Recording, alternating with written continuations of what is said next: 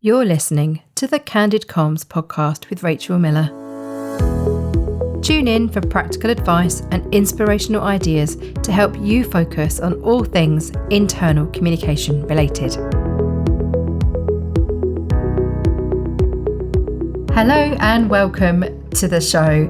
If this is your first time tuning in to Candid Comms, thank you. I hope that you enjoy it. There are 6 seasons waiting for you to help you solve your comms conundrums, and this episode marks the start of season 7. If you are a regular listener, welcome back. Since I was last in your ears, we have hit a really important milestone for Candid Comms. We hit 100,000 downloads, which is a huge number. As a podcaster, you keep an eye on those numbers, and it's not about me, it's about you. What that means when I see those numbers going up is it tells me that you are finding this advice and guidance helpful, and you are returning time and time again to the episodes. They are evergreen, which means they don't date. So when you are stuck on something internal communication related, there should be an episode to help you. So thank you for tuning in. If you haven't followed the show, if you haven't subscribed to it, do hit the follow button or the subscribe button, depending on which podcast platform you are listening via, to make sure that you don't miss an episode. So let's dive in to season 7. The purpose of this episode is to give you an overview of what you can expect and what's coming up. I'm going to start by sharing some news with you. Since I last recorded an episode of Candid Comms, I have written another book. I've written Successful Change Communication: How to Inform, Involve and Inspire Employees. And I'm so excited that it's done. I'm so excited to share it with you. The fact I'm now talking about it means that it's on its way, which I'm so excited about, because the purpose of this book is to give you confidence, skills, advice, some stories, some expertise, some frameworks, all sorts, to help you focus on communicating change successfully. Whether you plan to communicate change or not in your internal communication career, it is something that we cannot avoid. So what I've done through this book is I've demystified it, broken it down, looked at the jargon, and I've shared so many mistakes that I've made when communicating change throughout my career. I've shared things that I know that work. I've invited some of your peers to come and bring expert views to share their experiences and their stories, and I'm so grateful for those. I know you're going to love reading them. The book came about because my book publisher from book 1, which is Kogan Page, Kogan Page, Kogan Page, they approached me at the end of 2024 and said, Rachel, are you thinking about writing a second book? Would you think about writing with us again? And if you are thinking about it, have you got a topic in mind? Now, I revealed on the Internal Comms podcast with Katie McCauley back in 2024, when the book came out, she was asking me, what didn't you include in the book? I'll include a link to that episode in the show notes at allthingsic.com/podcast in the show notes for this episode. But during our conversation on Katie's podcast, she asked me that question. Rachel, what's not in there? What did you not include? And I told her it was change. Every single time when I was writing about my experiences and sharing advice through that book, my mind kept going to change, and I kept thinking, oh, I've got a really good example I could include here on change. But I thought, no, that's not the book you're writing. You're focusing on strategy. But I had all of those ideas bubbling in my head and my heart and my notebooks. So when Kogan Page came knocking again and asked about book 2, it felt like the most natural thing to say, it's got to be change. So Successful Change Communication: How to Inform, Involve and Inspire Your Employees is due out in 2026. As I'm recording this episode towards the end of 2025, I have submitted everything to the publisher. So there are 84,000 words on all things change related that are currently now being typeset and proofread and going through all of the approval process and all of the logistics behind the scenes to get the book ready. It is available for pre-order. Thank you to everybody who has been in touch to tell me that you've already ordered Successful Change Communication. The book keeps topping the hot new releases list on Amazon in the PR charts. So thank you, because that tells me that you're as excited about it coming as I am. So I will keep you posted on what to expect from the book. I'll record a whole season dedicated to change comms, but this season is focused on all things internal comms related. I have created season 7 of this podcast based on insights. Insights are such a huge part of the way that we need to work as internal communicators.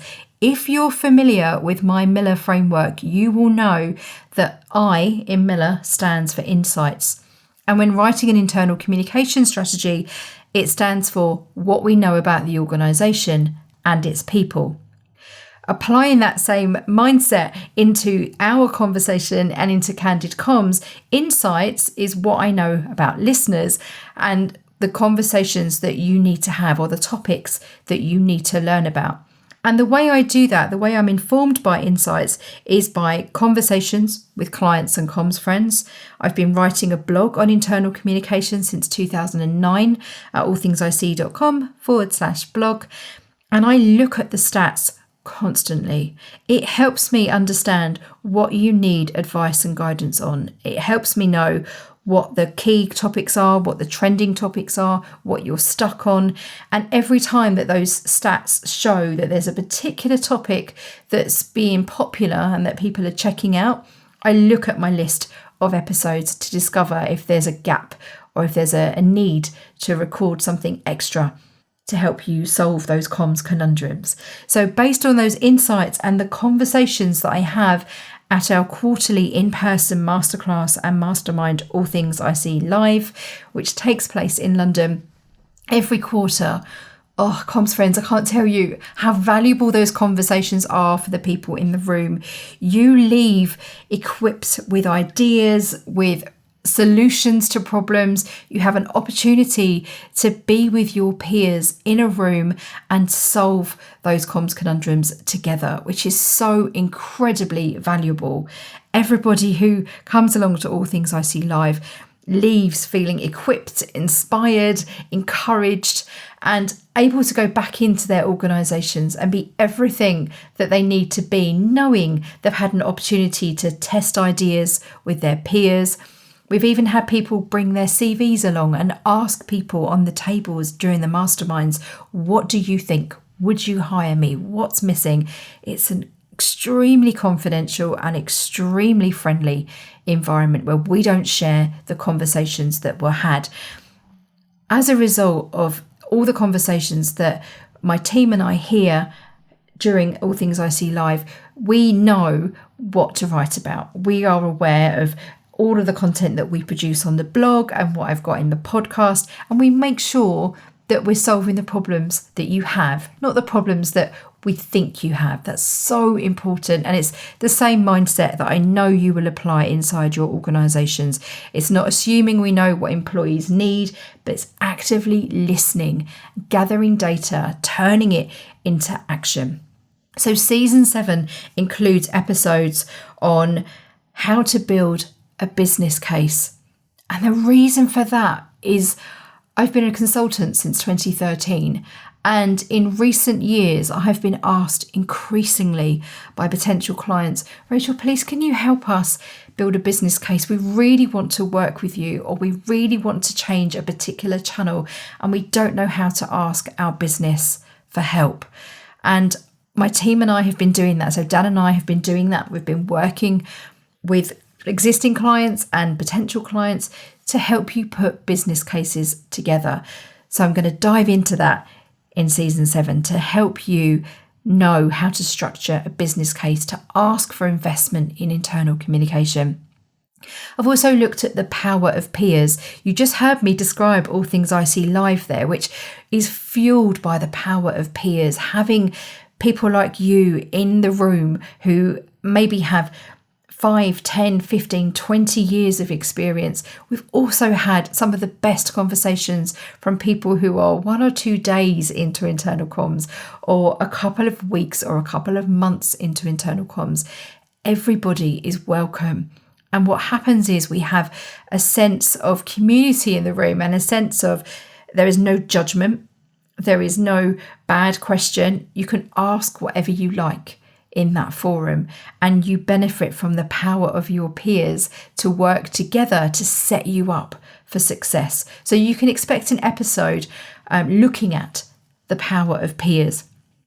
I've also looked at internal communication strategy through 2 slightly different lenses based on the questions that I get asked the most. And they are, who should write an internal communication strategy? So there's an episode on that. And also, what format to write a strategy in. I can't tell you how many times I've been asked that question. I feel like I've mentioned it a few times throughout the seasons of Candid Comms. And now there's a whole dedicated episode coming up in season 7. I've also recorded an interview with Alison Arnott. Alison has had a book published by Kogan Page called Internal Communication in Times of Crisis, and it is golden. It's so good. I thoroughly recommend it. I had the privilege of contributing to that book and also reading an early copy and endorsing it. This is a book that you are going to want to have close by. Alison's book will help you get ahead in a crisis. It will help you, give you a structure to use. It will help you do some thinking before you dive into the doing in a crisis. I thoroughly recommend it. If you go to the Kogan Page website, koganpage.com, and use the code Rachel Miller, you can save 20% off any Kogan Page title, including Alison's. So she and I had a conversation to really dive into the book and the process and what you can expect. And I thoroughly enjoyed hearing Alison in her own words describing internal comms and crisis and how they go hand in hand. So look out for that episode coming up in season 7. I've also recorded an episode on relevancy. I have developed some models on relevancy for years. If you've got a copy of my book, you will know that internal communication strategy features my relevancy model, the linear model, the inverted model, and the circular model. That sounds really complicated, but it's really not, I promise you. So that episode dives into relevancy and why it matters for internal communication, and I will profile all of those different models. But the key for me always, comms friends, is it's great to know theory, it's great to develop comms theory, but you cannot beat the practical realities of how do you translate theory into action. That for me, and that intersection between comms theory and comms practitioners, and how you meld us together and how you bring all of the theory in and translate it to unlock the power of corporate communication or internal communication. That is what interests me. I'm fascinated by models and ideas, but the best bit for me is understanding and experimenting and being curious and translating that theory into reality inside organisations to empower, equip and inspire employees so they enjoy their time at work, so they feel motivated, they understand how their efforts and energies align with the organisational's goals and purpose. Internal communication done well is incredibly powerful, but if it's not relevant, if it doesn't feel relevant for our people, then they switch off. So relevancy is a huge, huge topic, and I'm going to break it down, look at the theory, look at the reality, and give you some hints and tips in that episode, which you will find in season 7. So that's just a taster of some of the things that you can expect. The format to write an internal comms strategy in, who should write an internal comms strategy, the power of peers, why relevancy matters, how to build a business case, an interview with Alison Arnott, and much more, comms friends. I am planning for there to be 10 episodes in season 7. And if you are a regular listener, you'll know that I normally release an episode once a week over the course of a season. However, based on your feedback, based on insights from my comms friends, I'm going to do something a bit different for season 7. So what you can expect is more episodes in quick succession. So my current thinking is I'm going to release them in 2 batches. So you can expect 5 episodes to drop. So next week, look out for 5 episodes. And then in a few weeks' time, I will release the final part of the season. This means if you want to go on super long dog walks and you want to listen to all of them, fill your boots, you can absolutely do that. But the episodes, as ever, are there as and when you need them.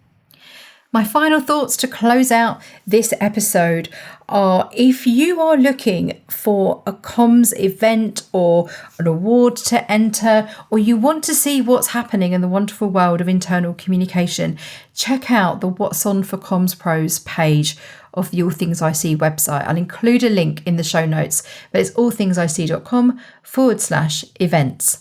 And in there, you will see that I've got some exciting news to share with you, and that I am heading down under in September. My colleague Dan Holden and I will be heading to Sydney, and we can't wait to meet with comms friends. Thank you to everybody who's been in touch since we shared this news via our newsletter and via the website and LinkedIn. I will be speaking at DEX 2025, which is the Digital Employee Experience Conference, which is being hosted by Step 2. And it's happening at the University of Technology in Sydney. Dan will be leading a workshop on the 17th of September, which I know is sold out now, which is brilliant news. Well done, Dan. And on the 18th of September, I will be giving a presentation, a talk at the conference about how to succeed as an internal communications team in the current digital environment, which I've really enjoyed thinking about, researching and writing over the past few months. So thank you to everybody who has signed up to attend that conference. We can't wait to see you in person. I am also taking part in an evening hosted by the International Association for Business Communicators, IABC, their New South Wales chapter. Thank you to Mione Collins and the brilliant team there for inviting me to come along to an event. We've called it an evening with Rachel Miller, and it's to reveal internal comms secrets. I'll include a link in the show notes so you can find out more information. If you happen to be in Sydney on the 16th of September, you're very welcome to join us. It also happens to be my birthday. So what better way than spending the day with comms friends in conversation about all things internal comms related. I can't wait to see you. Thank you for such an incredibly warm welcome. I can't wait to be there in person. As ever, I love hearing from you. Do get in touch with me. You can find me on LinkedIn, Rachel Miller. You can sign up to our newsletter at allthingsic.com/newsletter. Or why not send me a message via hello@allthingsic.com. And remember, what happens inside is reflected outside. See you again soon.